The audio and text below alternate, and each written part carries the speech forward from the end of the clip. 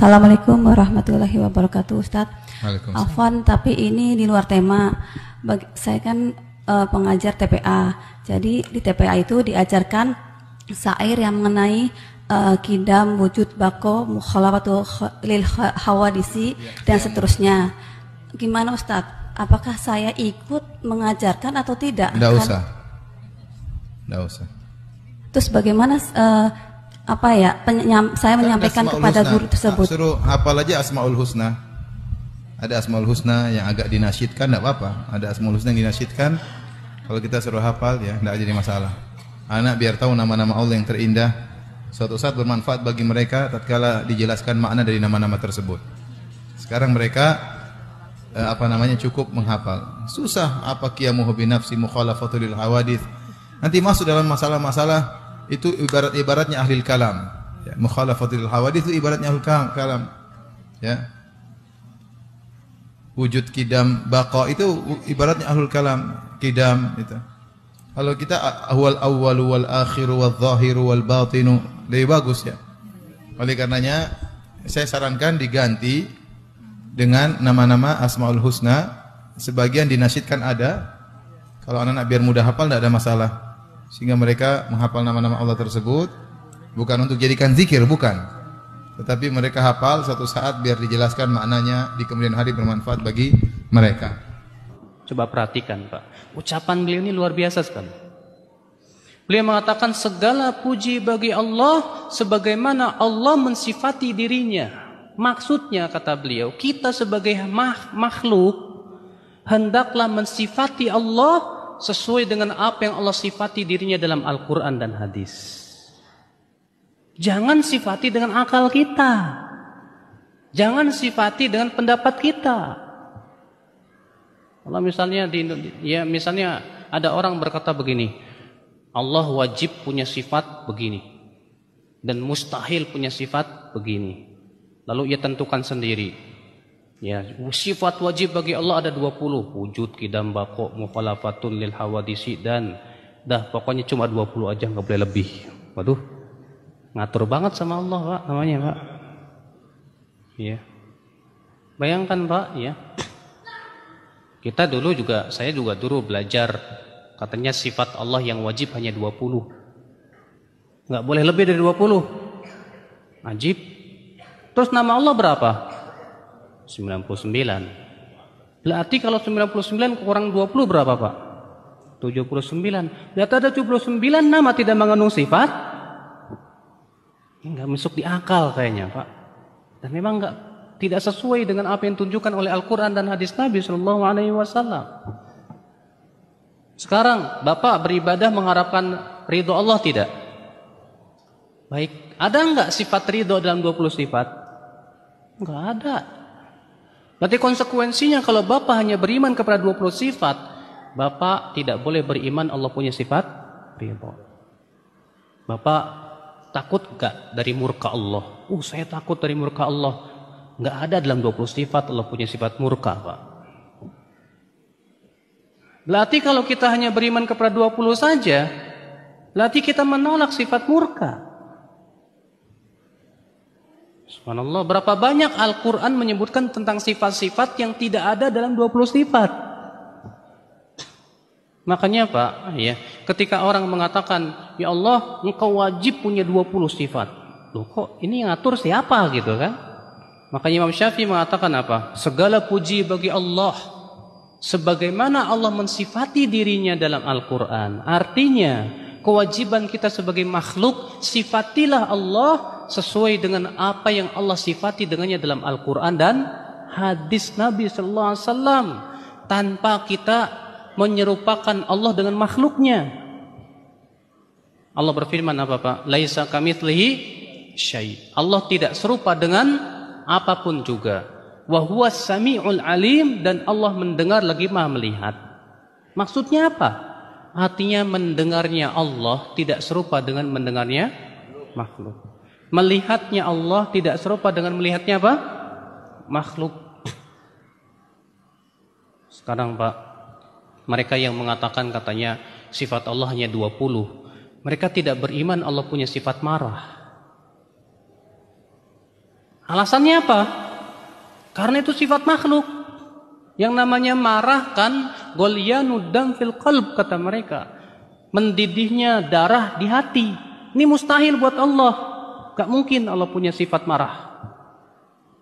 Maka kita katakan kepada dia, kamu mensifati Allah dengan iradah. Kan dalam 20 sifat itu ada sifat apa? Iradah.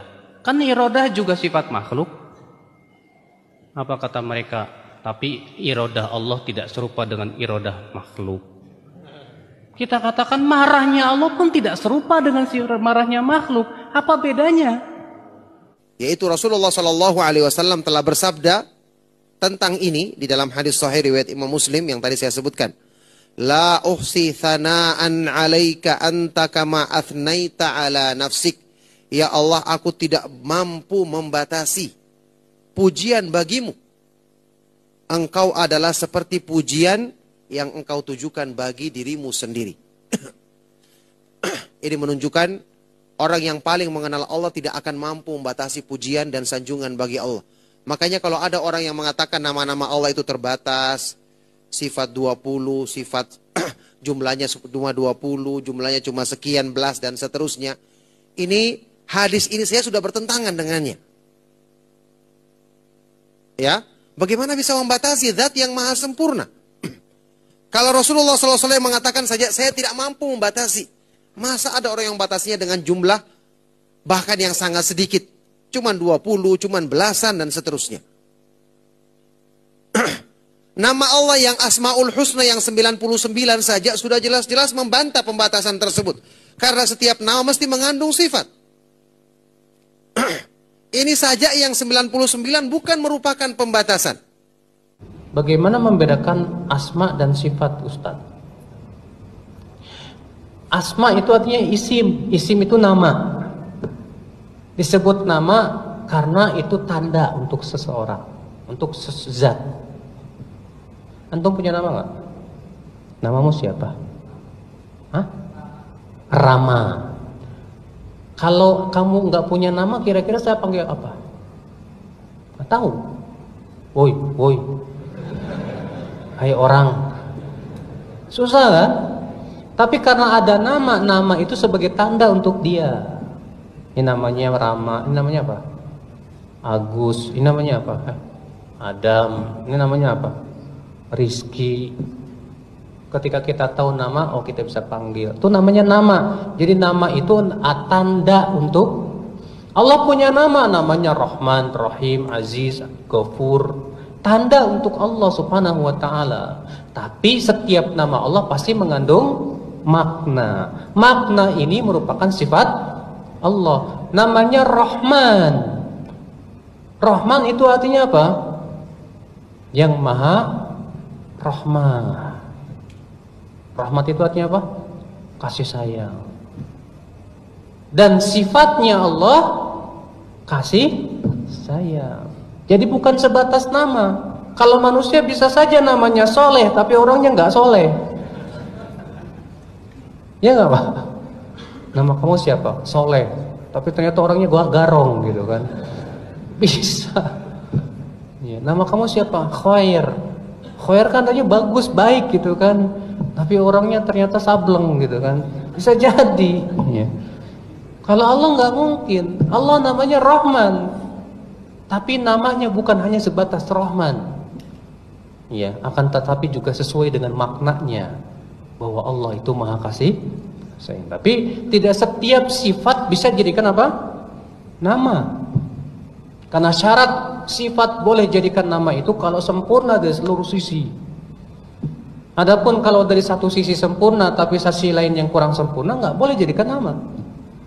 Contoh misalnya Allah Subhanahu wa taala disifati apa?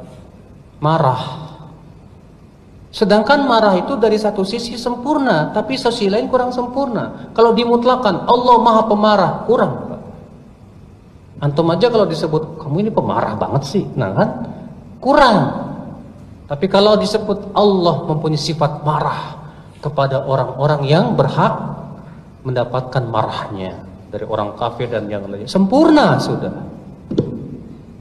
Jadi tidak setiap sifat bisa menjadi apa? nama, tapi setiap nama pasti mengandung apa? Sifat. Berarti lebih luas mana? Sifat atau nama? Lebih luas sifat daripada apa?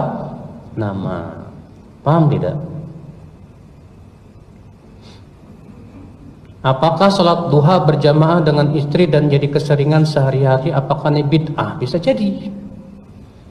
Kenapa? Karena Rasulullah SAW memang pernah sholat duha berjamaah sekali-kali saja. Tidak pernah jadikan sebagai sebuah kebiasaan.